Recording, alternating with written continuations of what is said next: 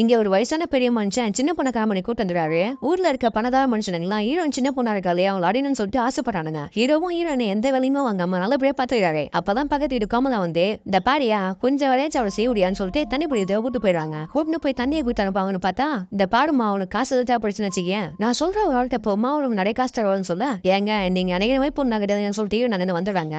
ஹீரோக்கு ரொம்ப வயசாயிடுச்சு. சோ வேலையை செய்ய முடியாம மயங்கி கீழே வந்துடுறாரு. அப்பதான் ஹீரோட ஓனர்காரன் இந்த பாருங்க ஒரு 3 நாளைக்கு நீங்க ஓசில் தான் வேலை செய்யணும், சம்பளம் யாரும் கிடையாது சொல்லிடாரு. இது கேட்ட ஹீரோவும் சம கோவத்துல ஏற்கனவே நீங்க கூட சாப்பாட்டுக்கு பத்த மாட்டேங்குது, தேவையில்லாம இந்த மாதிரிலாம் பண்ணிட்டு இருக்காரு திட்டி விட்டுறாரு. ஓனர்காரனா உனக்கு காசு வேணும் வச்சுக்கேன் அவன் பாட்டி கூட்டு எனக்கு விடான்னு சொல்ல ஹீரோக்கு சம கோவம் எடுத்து ஆனாலுமே அவனை உண்மையா பண்ண முடியல. பிகாஸ் அவனுக்கு பணக்காரனுங்க அவனுக்கு ஆழ்படம் அதிகமா எழுது. பக்கத்து வீட்டு ஆண்டி தான் பையன் கூட சரியான்னு சொல்லிட்டு ஈவன் மாமியார் ஹெல்த் கேட்பாங்க. அப்ப அவங்க காசை போட்டு விட்டு ஹாஸ்பிட்டல் கூட்டு போயிட்டான்னு சொல்லுவாங்க. ஹாஸ்பிட்டல் அந்த டாக்டருக்கான அந்த பையன் செக் பண்ணிட்டு அவன் எந்த மாதிரி பாத்துக்கணும் அந்த மாதிரி பாத்துக்கணும்னு சொல்லிட்டு இதை தடவிட்டு இருப்பான். யோ பையன் அம்மா நான் எங்க இருக்கிறேன் அவன் தடவி சொல்லி திட்டிடுறாங்க. வீட்டுக்கு வந்ததுக்கு அப்புறமா அந்த பையனுக்கு எப்படி இருக்குன்னு சொல்லிட்டு பாக்கிறதுக்காக ஹீரோயின் போவா.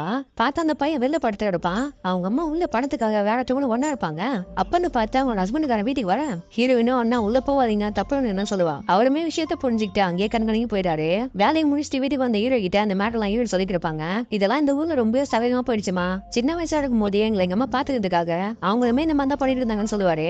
எனக்கு மேப்பு வேலை போயிடுச்சுமா உனக்கு அதுல விருப்பம் தான் நீ பண்ணுன்னு சொல்ல ஹீரோயினும் சம கோவத்துல அவங்க வேலைக்கு போகணும் சொல்லுங்க நான் போறேன், அதுக்காக கட்டின பொண்ணாட்டி இன்னொருத்தவங்களை போய் படுன்னு சொல்லாதீங்கன்னு சொல்லுவா. அடுத்த நாள் ஹீரோ வேலை செஞ்ச ஓனர்காரன்ட்ட போயிட்டு நான் ஆல்ரெடி 2 நாள் வேலை செஞ்சிருக்கேன் அதுக்கான கூலியை மட்டும் முருங்க நான் போறேன்னு சொல்லுவான். நேரம் சும்மா கூலிக்கு வேணும் கேட்டு இருக்க அதான் சொன்னதான் உன் மாட்டி கூட்டணுவா நான் காசு தரேன்னு சொல்லிட்டேன்னு சொல்லுவான். ஹீரோக்கு சம கோவம் வந்து நீ ஃபர்ஸ்ட் உன் மாட்டி எனக்கு அனுப்பி விடான்னு சொல்லிட்டு திட்டி விட்டுறாரு. இப்ப அவனுங்க எல்லாம் சேர்ந்து ஹீரோ வச்சு போட்டுறானுங்க.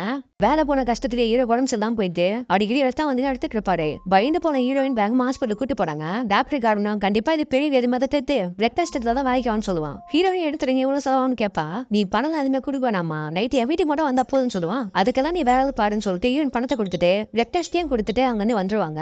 ஹஸ்பண்டுக்கு இந்த மாதிரி இருக்கேன்னு சொல்லிட்டு கோயில சாமி கிட்ட வேண்டிக்கிறதுக்காக போவாங்க. பூசாரியும் புருஷனுக்கு சரியாகணும்னா நைட் ஒரு ஸ்பெஷல் பூஜை இருக்குதுமா அதை மட்டும் நீ வந்து போறீங்கன்னு வச்சுக்கேன் புருஷனுக்கு முழுமையா குணமாடுன்னு சொல்ல அவன் தப்பா சொன்னதை ஹீரோயின் சரியா புரிஞ்சுட்டு ஹஸ்பண்ட் அந்த மேட்டரை சொல்ல அவன் கூட தப்பானதுதான் கூப்பிடறான்னு சொல்லிட்டு ஹீரோ புரிய வைக்கிறாரு. இந்த பக்கம் அந்த டாக்டர் ஊர்ல இருக்க பணதார மனுஷனுங்களா ஹீரோவோட பிளட் டெஸ்ட்ல ஏஜ் தெரியும் சொல்லிருந்தான். அதுக்கப்புறம் ஊர் மக்கள் எல்லாம் அவன் ஒதுக்கி வச்சிருவாங்க. கண்டிப்பா அவனுக்கு வேலை யாரும் கொடுக்க போறது இல்ல, சோத்துக்கு வேற வழி இல்லையாமா பொண்டாட்டி காசு நம்மகிட்ட படுத்துலாம் சொல்லிட்டு கேவலமா ஒரு ஐடியாவை போடுறானுங்க. இப்ப அடுத்தா அந்த பணக்கார மனுஷனுங்களும் டாக்டரும் சேர்ந்து ஊர் மக்கள் எல்லாம் கூட்டி பஞ்சாயத்து வைக்கிறாங்க. அப்ப ஹீரோக்கு எய்ட்ஸ் நோய் இருக்குது, அவன் கிட்ட மட்டும் யாராவது போனீங்க உங்களுக்கு தான் அந்த நோய் ஒட்டிக்கும், இந்த நோய் யாராலுமே குணப்படுத்த முடியாது, அவனுமே இன்னும் கொஞ்ச நாள் தான் உயிரோடு இருப்பான்னு சொல்ல ஹீரோ ஊரை விட்டு ஒதுக்கணும்னு சொல்லிட்டு எல்லாம் முடிவு பண்ணிடுறாங்க. ஹீரோயினும் எல்லாருக்காலையும் வந்து என் ஹஸ்பண்ட் அந்த மாதிரி நோய் இருக்குன்னு சொல்லிட்டு கெஞ்சி பாப்பா. ஆனா அவளை ஒரு ஆலயம் மதிக்காம இவங்க 2 பேருமே ஊரை விட்டு ஒதுக்கிறாங்க. ஹீரோவும் ஊருக்கு ஒதுக்கப்படுவான் போயிட்டு கொட்டா போட்டு ரெடி பண்ண ஆரம்பிக்கிறாரு. இப்ப அந்த கொட்டாலே 2 பேரும் வாழ ஆரம்பிக்கிறாங்க. ஹீரோயினுக்கு நினைவு வந்து விட சொல்லிட்டு ஹீரோ தள்ளியே தான் இருப்பாரு. இதுக்கப்புறம் ஹஸ்பண்ட் நம்ம தான் பார்த்தாவணும்னு சொல்லிட்டு ஹீரோயின் ஹீரோட வேலைக்கு போக ஆரம்பிச்சிடறாங்க. அந்த ஓனருக்காரன் வேலை செஞ்சுட்டு இருக்க எல்லாம் வெட்டி விட்டுட்டு இந்த பாடுபுள்ள நீ மட்டும் எனக்கு அட்ஜஸ்ட் பண்ணி பொண்ணு வச்சுக்க நான் உனக்கு எக்கச்சக்கமா பணம் கொடுறேன் என்ன டீல் ஓகேமான்னு கேட்க அந்த நேரம் பார்த்து ஒரு ப்ராஜெக்ட் விஷயமா ஒரு பையன் அந்த ஊரை போட்டோகிராஃபி பண்ணு சொல்லிட்டு வந்திருப்பான். அப்ப அந்த பையனுக்கு ஹீரோயின் தான் ஊர்லாம் சுத்தி காமிச்சு போட்டோஸ்லாம் எடுக்கிறதுக்கு கூட வந்து ஹெல்ப் பண்ணுவா. ஏன்னா அந்த பையன் வந்து கொஞ்சம் காசையும் வாங்கிக்கிறாங்க. கடைசியா அந்த பையன் வீட்டுக்கு கூட்டு வந்து ஹீரோனு சாப்பாடு போடுறாங்க. என் வேலை முடிஞ்சுன்னு சொல்லிட்டு அவன் கிளம்புறான்னு சொல்லுவான். அப்ப ஹீரோவும் அவன் இருக்குல வடிவாய் போயிட போறாமா நீ கொஞ்சம் அவனை பஸ் ஸ்டாப் வரையும் விட்டுவான்னு சொல்லிட்டு ஹீரோன்ட்ட சொல்லுவாரு. ஹீரோயினுமே அவனை கூப்பிட்டு போயிட்டு இருப்பாங்க. அந்த பையனுக்கு ஹீரோனை ரொம்ப பிடிச்சிருக்கும். ஹீரோன்ட்ட பேசிட்டே வந்துட்டு இருப்பான். ஆனா ஹீரோயின் காதலே போட்டு அவன் போயிட்டு இருப்பாங்க. அப்ப தெரியாதனமா கால் ஸ்லிப்பாய் 2 பேருக்கே வந்துடுறாங்க. 2 பேருக்கும் அப்படியே ஃபீலிங்ஸ் ஏற்பட்டு ஒண்ணு மண்ணுவா இருப்பாங்க. இதை ஊர்ல இருக்க ஒரு பயபுல பார்த்துட்டு அந்த பையனை அடிச்சு இழுத்துட்டு போயிட்டு ஊர் மக்கள் எல்லாரையும் கூட்டி அவனை சம்மாட்டி அடிச்சு ஊரை விட்டு அனுப்பிடுறாங்க. இந்த மேட்டர் இந்த ஊர்ல இருக்க அந்த பணதார மனுஷனுங்களா ஹீரோயின் நம்ம வழிக்கு வரலையேன்னு சொல்லிட்டு அவன் கோவத்துல இவன் நல்ல பொம்பளே கிடையாதுப்பா ஊர்ல இருக்கிற ஒரு பையன் கூட விட்டேக்க மாட்டா இந்த மாதிரி பொம்பல்லாம் ஊர்ல இருந்தா ஊரை கெட்ட போயிடுன்னு சொல்லிட்டு அவன் மேல தேவையில்லாத பழியில கட்டுறானுங்க. சரியான நேரத்துல அங்க ஹீரோட மாமியார் வந்து அடா பாவீங்களா எவ்வளவு தங்கமான பொண்ணு அவள் அடியணும்னு நீங்க எத்தனை வாட்டி பிளான் பண்ணிருப்பீங்க, ஒரு வாட்டி ஆச்சு அவங்க பணத்துக்கு மசிஞ்சாலாம் இல்ல நீங்களே வெறி பிடிச்ச மிருகம் மாறிக்கிட்டு அவளை தப்பு சொல்றீங்கன்னு திக்கி விட்டுறாங்க. அவ உடம்பு அவ விருப்பம் அவ யார்கிட்ட வேணா போவான்னு சொல்லிட்டு அந்த கூட்டத்தை கழிச்சுறாங்க. ஹீரோக்கு இந்த மேட்ரு தெரிய வந்து இதுக்கப்புறம் இவன் பொண்டாட்டே கிடையாது நான் புருஷனும் கிடையாதுன்னு சொல்லிட்டு இவங்க தங்கிட்டு இருந்த உலகத்தை எரிச்சு விட்டு அவங்க அம்மா வீட்டுக்கு போயிடாரு. ஹீரோனுக்கு இப்ப எங்க போறதுன்னு தெரியாம அவங்க என்ன பழைய வீட்டுக்கு போயிடா.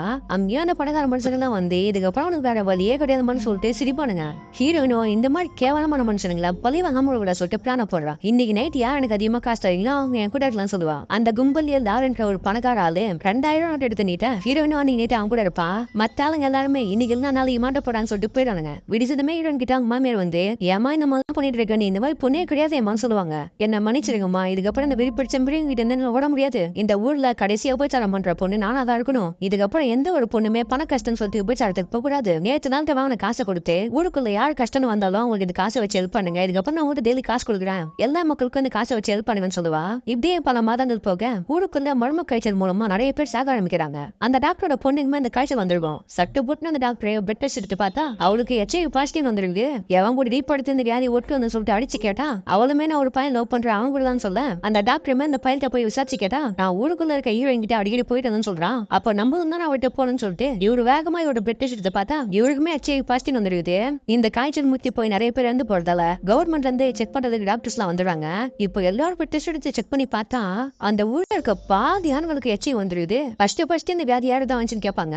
எல்லாருமே ஹீரோவை சொல்ல ஹீரோ கூட்டு வந்து செக் பண்ணி பாக்குறாங்க. பார்த்தா ஹீரோக்கு HIV இல்லைன்னு வருது. இந்த மேட்டர் தெரிஞ்ச ஊர் மக்கள் எல்லாருமே அந்த டாக்டரை செம்ம கோத்துல அடிச்சு விசாரிக்கிறாங்க.